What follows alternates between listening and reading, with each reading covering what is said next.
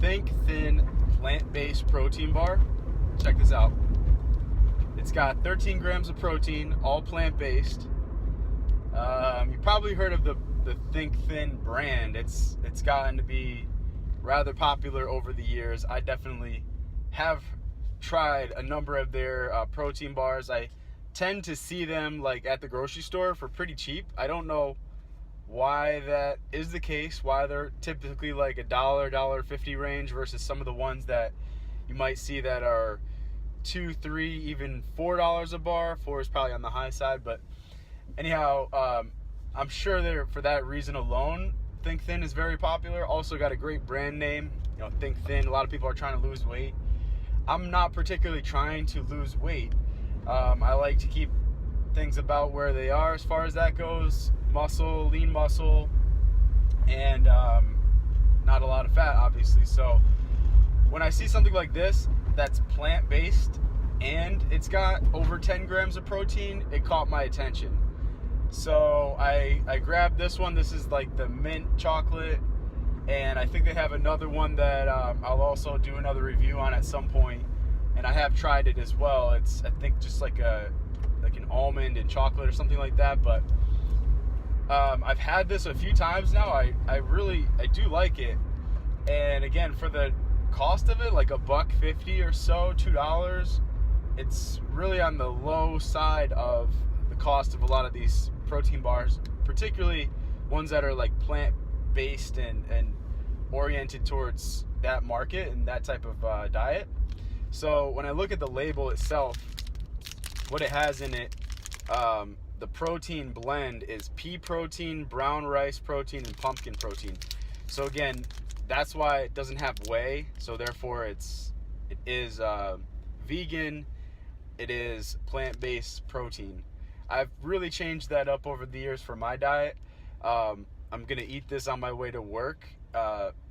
Sometimes I'll do that between breakfast and lunch, and yeah, it's something that I've changed up. I used to eat more of the processed protein bars that were like whey protein, things like that. Nothing wrong with it necessarily, but I just am definitely skewing away from the dairy in my diet and trying to eat less meat-oriented things. So this one appeals to me. So I really gotta say, like, pros and cons so far. Had it before. I will try it here with you. The label, I really like the packaging. I think it's pretty catchy. That's one thing that I noticed. I'm gonna open it up here and do kind of a taste test and a smell test for you, just because I think those are important. So when I take a whiff of it, it definitely smells like mint chocolate. Not overwhelmingly like fake mint or chocolate. I think it's pretty understated. So when I take my first bite,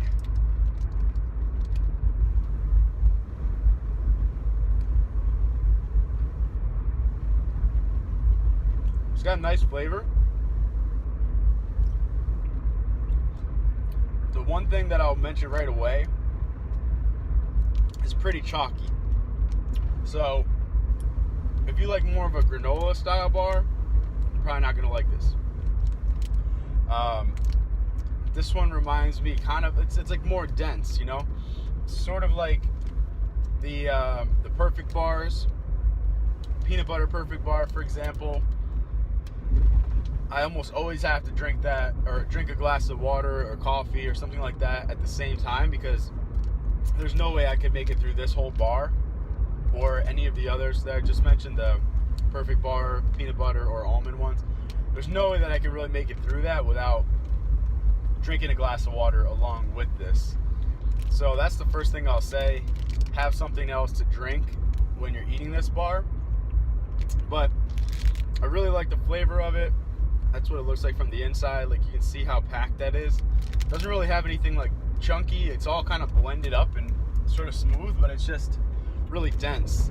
So yeah, it's nothing that I could just eat straight up, but with a glass of water, coffee, something like that, whatever your favorite beverage is, I think it's a pretty solid pick. So yeah, I think this is worth picking up if you're into these. Like, you see that texturized, and the outside's got that sort of wavy chocolate. it's kind of like, it looks kind of like a candy bar. And I mean, a lot of these are sort of candy bar-esque, but they're just like healthier candy bars and also has some protein. So that keeps me going through the day to eat, less junk. At this point, I really don't snack really during the day, because I think that's how I've oriented my diet, and I think that's really the way to do it, at least for me. I look at it also, probably another important thing when I'm looking at the label here is the number of grams of sugar. It does have just 5 grams of sugar. Sugar alcohol, 18 grams, so there's definitely that. 13 grams of protein and 8 grams of fat. Again, I don't know. I don't worry about the fat content so much as I do the protein content, because I do work out pretty regularly, like almost every day. I eat a good diet, so I'm not super concerned about, a little bit extra calories or fat. So it's just up to, whatever your diet is, whatever your preferences are. But again, I think it's definitely worth taking a look at. It's pretty new on the market, at least in the last few months here. I think that it's something you could probably find at just about any grocery store. Sprouts, Whole Foods, even some of the bigger chains. So yeah, that's the chocolate mint plant-based protein bar by thinkthin. Have you tried this bar? If you have, let me know your thoughts down in the comments below. Did you like it? Do you have another bar that you prefer over this one that's like comparable, that maybe I haven't seen yet, or somebody else that's reading these comments hasn't seen? And also, go ahead and tap that little subscribe button down there, and right next to it there's the notification bell. I post on a daily basis, and you will get fresh ideas everywhere that you drink or eat, coming right to your inbox. Freshness.com. And this is a review, like I said, for the thinkthin plant-based mint chocolate protein bar. Give it a try. Let me know what you think.